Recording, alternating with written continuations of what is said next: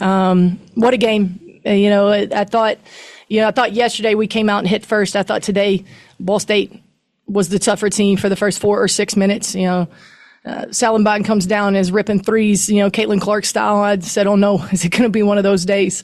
So we gathered ourselves, we took a deep breath, and, Pat was refused to lose there at the end of that second quarter, and we come in with the lead. And it was a dogfight. And old school, we talked about Pat Summitt before the game. Rebounding will win a championship. And, I can't believe we out-rebounded them. And it was a group effort by committee, and I think that was probably the difference for us today. First of all, congrats on making the championship. You guys took the lead in the second quarter and never really looked back. What does this say about the resilience of your guys' team? Yeah, I think we just really wanted it for each other. And I think our grit and tenacity, we just valued every possession. I think that was a big thing. 13 turnovers. Well, no, that was rare. That's rare. It's good. It was good. Anyway, okay, P, sorry. 18 on the game. Last time we played Ball State at home, I think we scored 34 points in the fourth quarter. Coach G, correct me if I'm wrong. 32 points in the fourth quarter. So, we got in a little bit of a hole, but we knew we could always fight back, and we had more than enough time. So. Ryan, I was thinking about competition. Coach talked about the second quarter, but fourth quarter, they draw back to within one after that media timeout on the end one. Walk me through the layup. What was the degree of difficulty, and how important was that possession for you guys there to get that back up to three? I don't remember which layup. That was the left one. I feel like I had to step on her, and I think I'm great at changing direction, and they've been cutting off my right a little bit, so I just had to use my left hand. God gave it to me, so I used it. How rare is it? A little rare, a little bit. We've been working on P's finishing. We're really fortunate that she chose Toledo, and that was one of the things we talked about. She's gonna go be a pro next year and getting that finishing package around the rim. And Weave's been in the gym working on her 3-ball, and these wins are obviously very rewarding, and that's why we're here. But to see their individual growth and the work that they've put in, that's why we do what we do. Student athletes in the middle. I have a final Toledo believe. Pat, Coach mentioned before your just refuse to lose attitude. Season high 29 points. How much more motivation did you have coming into this game, knowing it could be the last game of your college career, and now that you've won this game, how excited are you to be playing for a conference championship? It was a lot of motivation. I'm new to the conference. There's a rivalry between Ball State and Toledo, so I'm just feeding off what my teammates give me, and I always want to play hard for them. So it was just great, and I'm very excited for tomorrow. Questions for student athletes? Back right. Yeah, Tyler Seger, WT11. For both of you guys, this was a goal, before the season started to fulfill that aspiration and knowing that you're going to play for a championship tomorrow. Just what's the emotion going through your head knowing that you have one more game to play? Job's not finished. Yeah, it's been a season of ups and downs. I think we've had highs and lows, plenty of them. Lows are low. But I think just sticking together is the biggest thing. And so I think the lows and the bit of a roller coaster that we've had all season has made this moment even more special. Middle right. John Succi and Harvard Barkley still have Sports Insiders. The energy you guys had to close out the first half, I know it was mentioned earlier, but just to see that from the bench, to see the players, what was that like for you, especially if you were in the game? Because you guys were down, 11, and you took the lead, but right in the half. What was that like for you? It's great. Even the ones that are not playing with us right now, they're every much a part of the game as the people on the court. So them having energy on the bench just give everybody in the game a little bit more juice, and it helped us a lot. And we're very grateful for all of our teammates. Yeah, I think we feed off each other really well. We don't want to let each other down. Front right. Just when you stepped to the line there about 7 seconds ago, what was your feel? What did you feel at the free throw line there? Because it looked like the normal free throw, like in game 15 in the middle of the third quarter for you. I felt like I'm going to knock these down and go to the championship. Period. That's what I felt like. Middle. Yeah, Ella, you made some big shots in the fourth quarter, and you guys are up by 2. Ball State, obviously the best 3-point shooting team in the MAC. I mean, they were making some runs. How did you guys as a team just stay composed? How were you guys able to do that? Yeah, we said before the game that it was going to be a game of runs. They're a very high-powered offensive team, so respect where respect is due. But coming in, we knew that we just had to withstand runs both ways and not get too high, not get too low, but stay together and stay composed. Any more questions for student athletes? All right, thank you guys. Thank you, guys. Thank you, guys.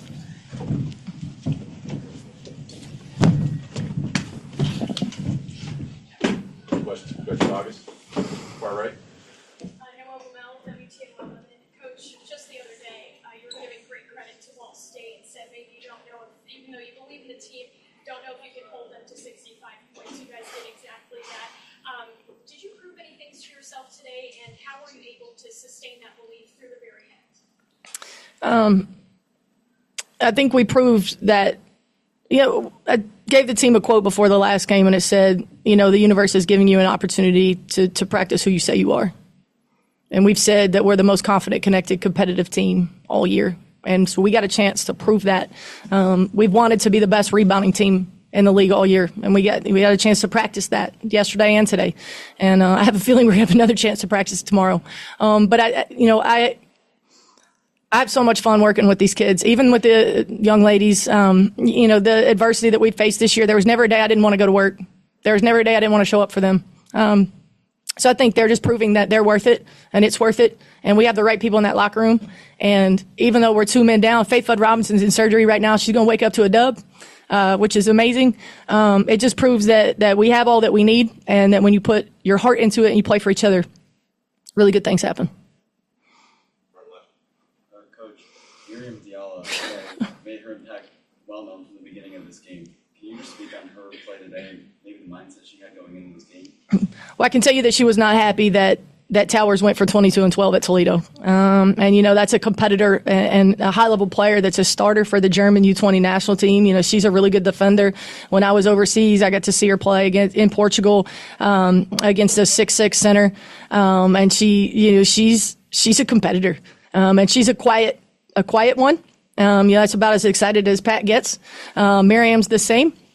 I knew she was going to show up today ready to go, and her team was helping on the boards. We kept her off the offensive boards. We needed our guards to get in there and get involved, and they did today without giving up ORB threes. I thought that was huge for us.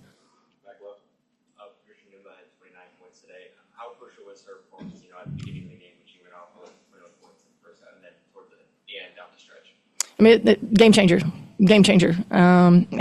We have a really good relationship. We have a lot of history. And I can tell her the truth. And the truth is if you shoot 9 shots today, we're going to lose. And we knew that we needed the ball in her hands. The math, do the math. We needed her to be a willing and able scorer. She's always a willing and able defender. But we needed her and Kendall Carruthers to show up today. And we're going to need them again tomorrow. Yeah, you said on Wednesday one of the keys to winning this game was handling Ball State's size. You said already that you were impressed with your team being able to out-rebound them, but can you just kind of expand more on that and how proud you are of your team being able to, handle their size much better than they were against Ball State at home? Yeah, again, like I said, check your identity a little bit. Check your toughness. You do not casually stroll into the championship game feeling good. Right. It's going to be tough. It's going to be bloody. It's going to be gritty. It's going to be, at times there was some violent collisions out there. It's going to be hard. And we knew, those transfer kids and then, the veterans for Ball State, they didn't want to go home either, so we knew we were going to have to execute. We knew rebounding was going to be a big thing. And we joke all the time about the math. The way that we turn it over is a liability, so we have to limit them to one and done. If we're going to give them extra possessions playing with pace, then we've got to secure the boards. I don't think it's necessarily a sophisticated philosophy, but rebounding wins championships. Far back middle. Yeah, Ella talked about the journey you guys have been on this year. It's not been easy, obviously, but the grit, the toughness. You mentioned Faith not even being here. Just how does that kind of not satisfy you more, but just kind of further prove what this team's about? When we're going through this process of whether you want to call it a rebuild or not, like Toledo should never be rebuilding. I understand the expectations of the program and the history and what Trisha built and all of the fun things. But we lost 6 seniors last year to graduation. And so when you're choosing, who you want to stay and who you want to bring into your program, they have to be young ladies that represent what matters to Toledo first and foremost, but to me and to our staff. And I think all of these ladies, they uphold the Toledo standard, the Toledo way, and you think you're getting it right when you pick them, right?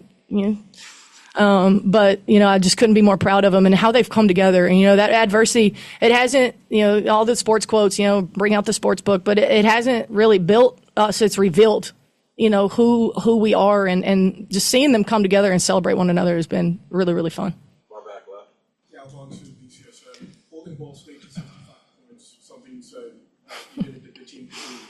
I know that it may have not been surprising, but what did the team show you on defense that maybe it did in any other games this season? I mean, again, we started out slow. So I think our response to that first hit was the biggest thing. We could have folded it. We looked winded. We kind of looked on our heels. And that's when you got to really take a gut check and look in the mirror. But again, our toughness, our togetherness, we got 3 quick subs in, and gave everybody a blow. Just got to keep playing. Just got to keep playing. And against Central, going into the fourth quarter, you guys had a 7-point lead. You blew that lead after you Easy. maybe sounded as dejected as you've ever sounded. But to go from that and the injuries were piling up to now, just for you personally, I know you're all about the team, but for you personally, how satisfying is this moment? I'm giving you a hard time. I think a lot of people know that these players, and it's this rev share era, all this stuff. A lot of people complain about, this, these are still young people, and there is this overwhelming sense of them not wanting to let each other down and let us down. I don't think anybody realizes how much I don't want to let them down. And so the frustration after Central was with myself. And so, you gotta pick bootstraps up. You gotta get them ready. You gotta get confident. And, so any frustration I felt this year was with myself, not being able to find solutions, give them answers that they need to be successful. And I've said it publicly, but one of my mentors told me that, in that frustration, that I might need to reestablish, my expectations. The expectations aren't changing. And we're going to fight, and we're going to fight with everybody that we have healthy. And my responsibility is put a championship product out there to go fight for it. I know you guys got one more game. Final question, sorry. I know you guys got one more game, but where does this win rank among the other ones in the past few years? Job's not finished. Far right. Ginny, we've seen some pretty extraordinary examples in sports history where a team rises to the moment when maybe injuries kind of have people counting them out. We know how fantastic the players that are here are, but do you think in a backwards way, just kind of the extraordinary adversity has kind of brought out the best of this team? Maybe not talent-wise, but just playing hard and together and just kind of wanted to prove everyone wrong. No question. And, you've got Kaden Staksher and Ella Weaver that have won regular season championships. And, Pat's won a regular season championship at Towson. They know what it takes. They know what next woman up means. And they were leaning into it. And as a staff, we tried to find the positives. What's a positive for Faith and Ella switching roles, maybe. Obviously, Ella was coming in playing really well, but now we've got more space for Pat and Casey with another shooter on the floor. Losing Eva's size really has hurt us, and then it's like, okay, next man up, we'll play small. But it's just been really fun, too, and, I'd be really remiss if I didn't give my staff a tremendous amount of credit for their preparation. We're a man down there as well, a woman down, and they've just every day shown up, ready to go across the board. Our GAs, our Dobo, everybody has been phenomenal this year, and a lot of credit goes to them for getting in the gym with these kids and making them better and getting a game plan together that we can go execute, and yeah, it's been really fun. We've got time for a couple more, right, Little? You're Miami tomorrow. What's your message to your team tonight and getting ready for the big game? Yeah, I mean, rest. Hydrate or dihydrate. Fuel your body. Rest your mind. They've trusted us with the game plan all year, and we'll have that ready for them. But my message to them is what it's been from our first day in July all the way through. We have everything we need right now in this room. And it's going to take all we have. But we have everything that we need. They know it's going to be hard. we don't want it to be easy. We just want, we talk about all the time, the faith in the locker room and things like that with being able to rise up to the challenge. And they've done that time and time again, and I know that we'll be ready to do that tomorrow. Last year, right here, back here. A lot of calls went your way tonight, but a lot of calls also didn't go your way. How do you keep yourself and your team composed in tough situations like that? I would give myself a C- on that today. It's my fault though. I didn't work out this morning, so I was a little extra tight. No, but Brady and I were chirping a little bit. I apologize to him, and it's just mutual respect. Yeah, he is a tremendous coach. That is a fantastic program.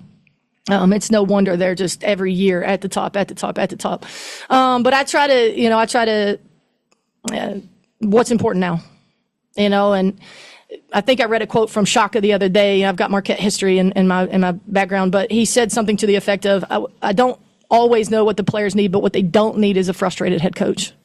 And so I tried to gather myself going in at halftime today and not be frustrated. I was like, the staff kept saying, we are up. So, but I'm a competitor too. So just what's important now, try to be what the team needs when they need it and try to find solutions, stay solutions based and not be whining and fussing at the refs. The game tomorrow against Miami. What is your message to the Toledo faithful who may have traveled here today or will travel tomorrow or even the ones at home? Well, first and foremost, thank you. I think we had 5,100 on senior day and we're 9-8. Going into that game in the league, we have an incredible fan base, and they've shown up for us all year. Their loyalty, their understanding and maturity of the game is elite, and we are going to need every single one of them. And they've shown up all year, so I know they'll show up tomorrow. I look forward to walking out and hearing them giving our team all the glory and all the energy and juice that they possibly can.